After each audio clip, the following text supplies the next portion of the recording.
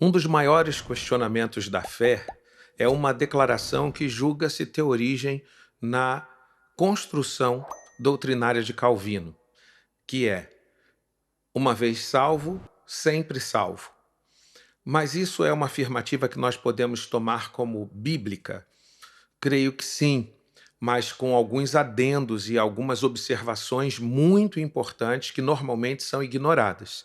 O texto base que a gente vai citar agora é, para essa nossa reflexão, óbvio, é Romanos 6, e vamos do versículo 1 até o versículo 4, que diz assim: Que diremos, pois? Permaneceremos no pecado para que seja a graça mais abundante?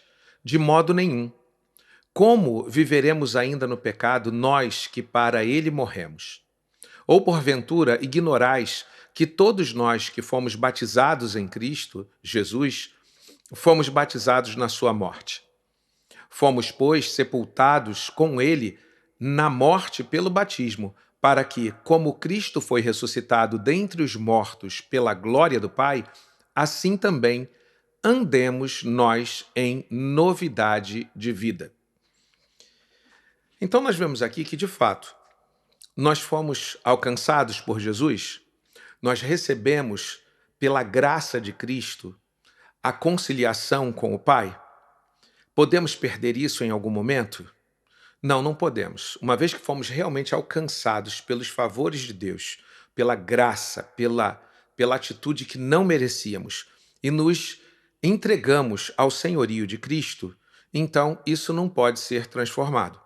Mas a questão é, será que de fato nós nos dobramos ao senhorio de Cristo, que é o único caminho que pode nos conduzir ao Pai? Será que efetivamente a nossa vida aceitou a proposta de renúncia que a cruz nos traz? E é isso que precisa ser sempre muito discutido. Por quê? Uma vez que nós fomos resgatados em Cristo, fomos também transformados nele, é o que o texto nos fala. O batismo é apenas um simbolismo, mas muito bem colocado aqui por Paulo, falando que se nós fomos mergulhados em Cristo, porque é isso que significa batizados.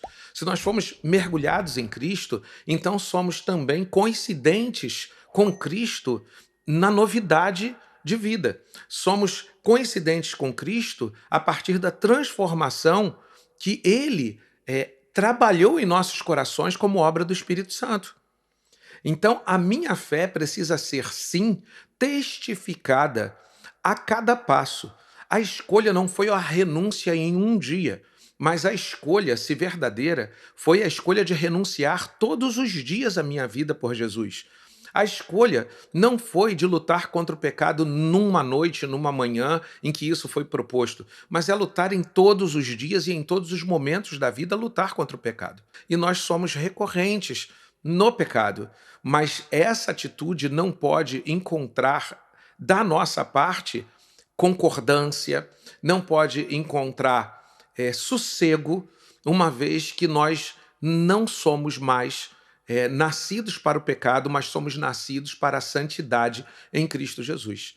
Então, se há conformidade com o pecado, é sinal de que ainda não houve um encontro verdadeiro com Cristo. Ainda que seja progressivo, ou seja, o processo de santificação seja uma verdade, à medida que nós vamos nos encontrando novamente após Cristo, à medida que a gente vai nos encontrando com as nossas pecaminosidades, aquilo que antes nos escravizava, nós vamos combater isso dia a dia e aprender a combater sobre essas coisas, sobre esses pecados dia a dia. Mas mesmo que o processo seja algo que não terá fim até a volta de Jesus, Paulo nos afirma que nós temos que ter a mente de Cristo, ou que nós temos a mente de Cristo, como resultado de um encontro verdadeiro com Ele. O meu caráter precisa manifestar a transformação que Cristo provoca na vida daquele que realmente se entregou. Essa obra do Espírito Santo é uma verdade na vida daquele que se rende. O seu caráter é transformado. Aquele que rouba não rouba mais. Aquele que adulterava não adultera mais. E muito menos encontra prazer nisso. Se porventura ele vier a cair no seu processo de santificação, ele não encontra nessas condições uma condição para estar. e sim uma condição que agora lhe promove conflito pessoal, porque a sua natureza foi transformada num encontro verdadeiro com a fé em Cristo Jesus e com a renúncia que ele declarou da sua própria vida pelo viver de Cristo. Nós somos criaturas corrompidas, não somos de forma alguma livres de pecar, mas somos ao mesmo tempo em Cristo incompatíveis para o pecado. Então, se você se encontra numa condição de conforto com a questão do pecado, se isso não te traz dor, se isso para você é natural, então é hora de você questionar o quanto comprometido com Cristo você de fato esteve. Por isso também que Paulo diz que muitos que saíram, né, do meio da igreja nunca foram igreja. O próprio Senhor Jesus diz que muitos que dirão naquele dia, Senhor, Senhor, ou que o aclamam dessa maneira, verdadeiramente aceitam o seu senhorio. A outra realidade é que a Bíblia fala sobre o joio e o trigo, que crescem juntos e são, até certo ponto, não se pode diferenciar, mas o Pai sabe aqueles que são trigo e sabe aqueles que são joio. Então não é uma simples declaração que nos faz salvos para sempre, mas um compromisso que seja testificado em virtudes que começam a brotar de nós, fruto da obra do Espírito Santo pela graça de Cristo. A salvação, é importante que a gente saiba, a salvação é um dom gratuito. Nós não poderíamos fazer nada para alcançar a salvação. Cristo fez tudo o que era necessário na cruz. Mas a salvação, ela é oferecida a nós através da graça. Mas ela exige de nós não preço, e sim critérios.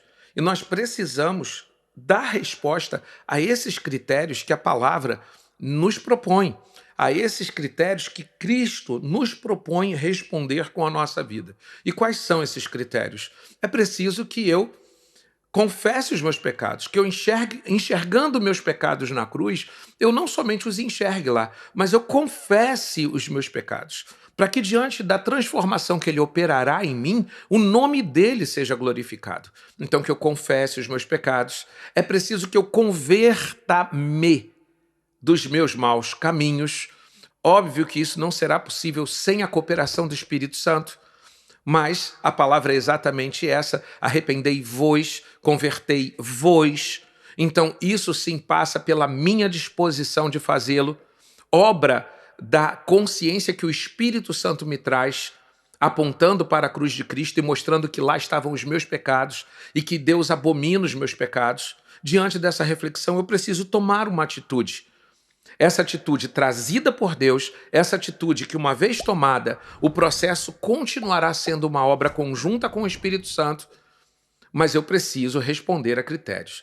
Eu preciso me dispor a viver em novidade de vida pelo que o Espírito Santo me aponta e aceitar a condução dele como ele se propõe a me conduzir.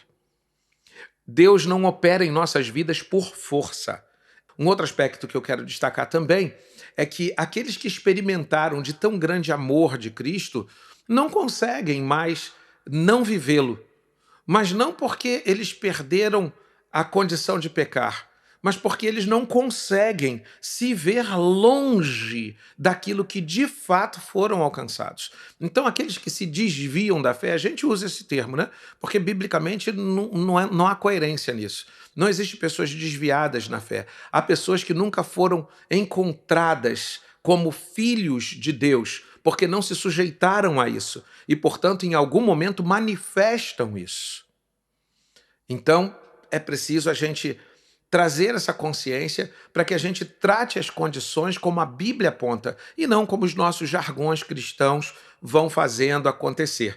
Porque a gente, ao enxergar que pessoas podem se desviar da fé, a gente também precisa admitir que santos em Jesus Cristo, que foram santificados pela obra do Espírito Santo, separados em Cristo Jesus por meio da graça, possam em algum momento viver levianamente, sem dor no seu coração, e porque um dia já viveram algo parecido com o que Deus propunha, então eles são santos que estão vivendo em absoluta pecaminosidade. Isso não é coerente com a palavra de Deus. É dura essa palavra, difícil de entender, mas eu espero que o Espírito Santo te ajude a complementar aquilo que nesses poucos minutos eu não tenha conseguido. Que você tenha um dia abençoado, que a paz do Senhor Jesus Cristo esteja sobre a sua vida.